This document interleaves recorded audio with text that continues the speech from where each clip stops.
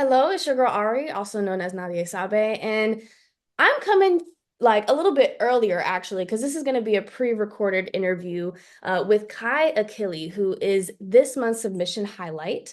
And I'm super excited to get into it. So I have him with me virtually because we have a friend from Chi-Town. So Kai, can you please introduce us?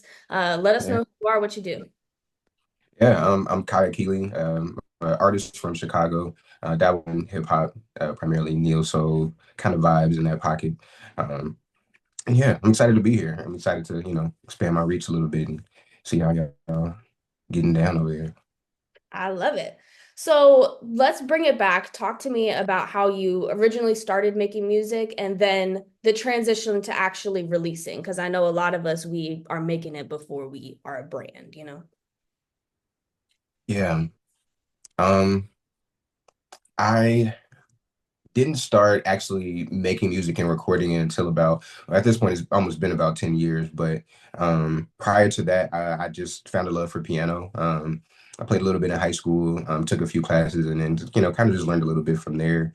I was also doing a little bit of like spoken word poetry, and I got really involved in the scene in Chicago. Like our open mic scene is like very, very heavy historically, and around the time I was in high school, being able to go and flex my muscles and also see how other people were performing their pieces, and some people were rapping, some people were just learning how to express themselves in a bunch of different ways.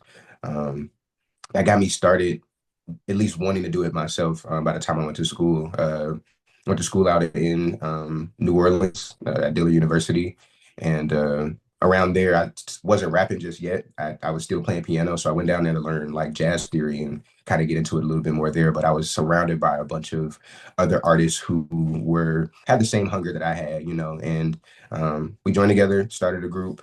And then we started realizing that we wanted to have a platform for other artists to do their thing. So we started an open mic down there. And so I got my hand kind of hosting that, as well as learning what different demographics needed, as it pertains to like art and being able to express themselves. Nine times out of 10 was just a stage to be able to do that. Mm. Um, so learning how to host through that, learning how to, develop events and whatnot, um, got me kind of balancing the idea of like, putting out music as well as like having the stage for the music to actually exist in the way that it needs to. Um, yeah, and to the part of like transitioning to the releasing aspect of it, I would say honestly, by the time I started rapping, I was just kind of just throwing stuff on SoundCloud to like get to just seeing like Just get how it it'll out. do. Right. I think around that time, yeah, just see how people absorb it. And it was interesting because like I was in New Orleans at the time, so I was liking to put out music to see how like different demographics will reach will respond to it. And I think SoundCloud definitely like a lot allowed for that, right? Because like had that been like 5, 6 years earlier, the streaming era wouldn't have existed. So it was like it's very interesting for me to be able to have a certain amount of reach while I'm not necessarily, kind of there. So that was pretty interesting. That was a pretty interesting transition to making it tangible.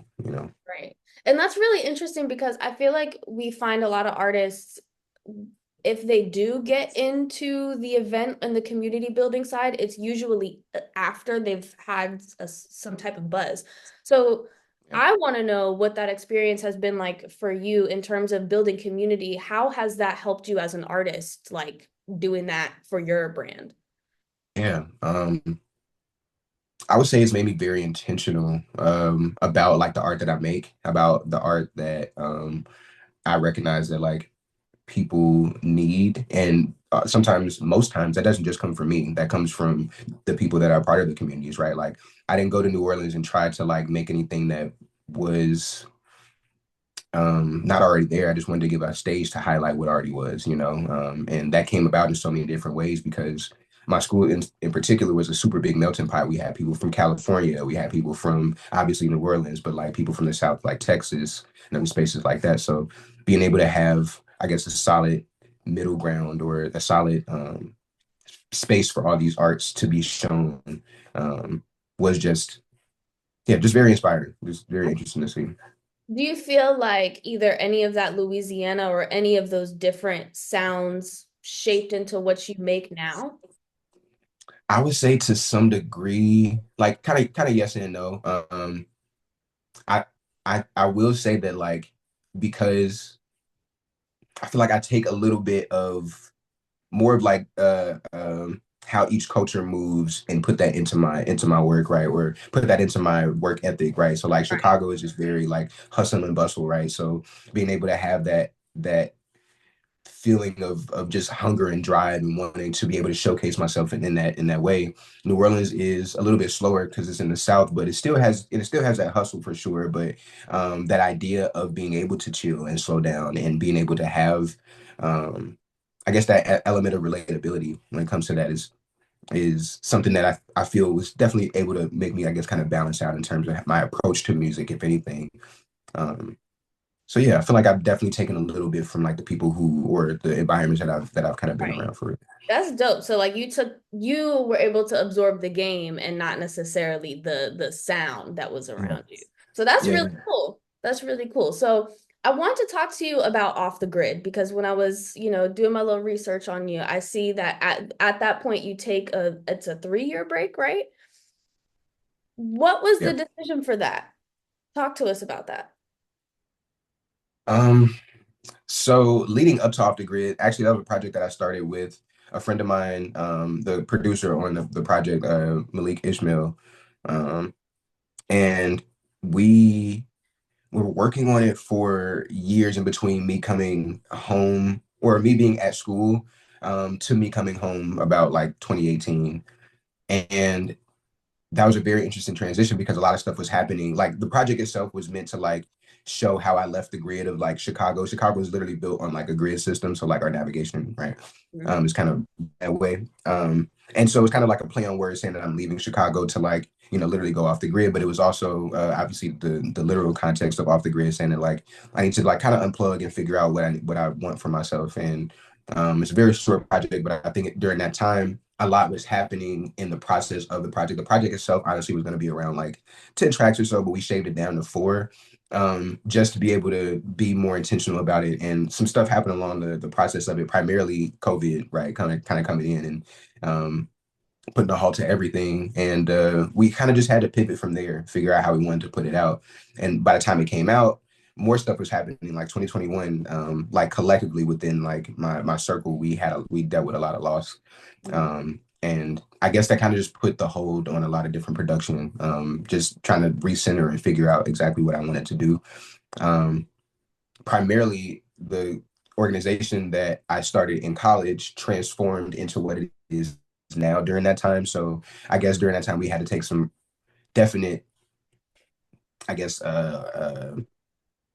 restructuring, rebranding of what our core values were, like how we wanted to affect people with our music, with our sound, and personally, kind of having like um, wanting to have a different approach with my music, wanting to be able to step in a space where I'm a lot more confident with with what I want to do, with the story that I'm telling, how I want people to kind of influence that. All kind of led into that. So like throughout last year, I was definitely a lot more heavy in the field in terms of like being, hosting open mics and getting back into doing more consistent events. And this year's kind of been focused on like more production, but I have been able to put out more singles.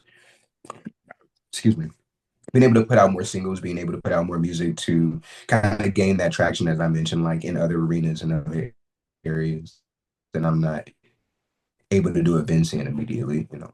Right.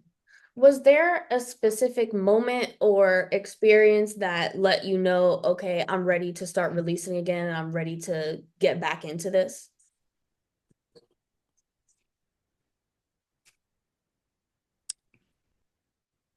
Kind of yes and no.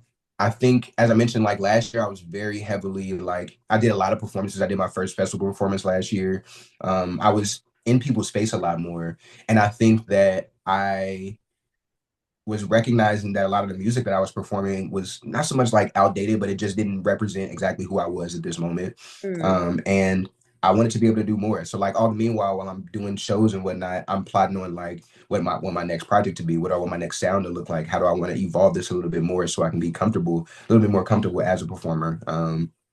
And as an artist in general in the studio setting. So kind of a collection of recognizing that like I just want more for myself as an artist. And that comes by being able to have like I'm the type of person that's like I'm not gonna hop in the studio if I don't have like 5 songs written that I'm just ready to, kind of just knock them out. But I Right. also realized that like you have to be there's a different feeling if you just in the studio and kind of create it in that moment. So like right now, like I have a studio in my house, right? So like being able to create those moments as I see fit versus kind of waiting on them to come has definitely changed that, because it's like if I want to create great music, I can't do it off the grid where I'm focused on, not every time. Like it's good to definitely be able to wait, and Right. cook up a project, but being able to have a good vault, a good, even if they don't release, but just having songs that are super personal or ones that can release somewhere or be business oriented to say like I got some songs for sync licensing, or I got some, that like might never see the light of day, but it's like it's so being able to be versatile enough that like I can still be true to myself and still have some type of method of knowing that I want to create.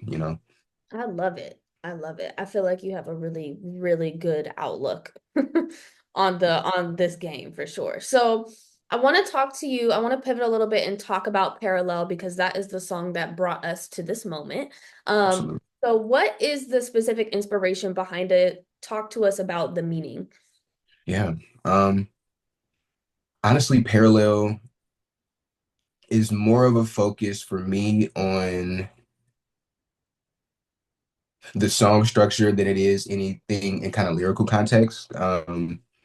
Parallel is the, I guess, first official single from my upcoming project. It's called Insomnian.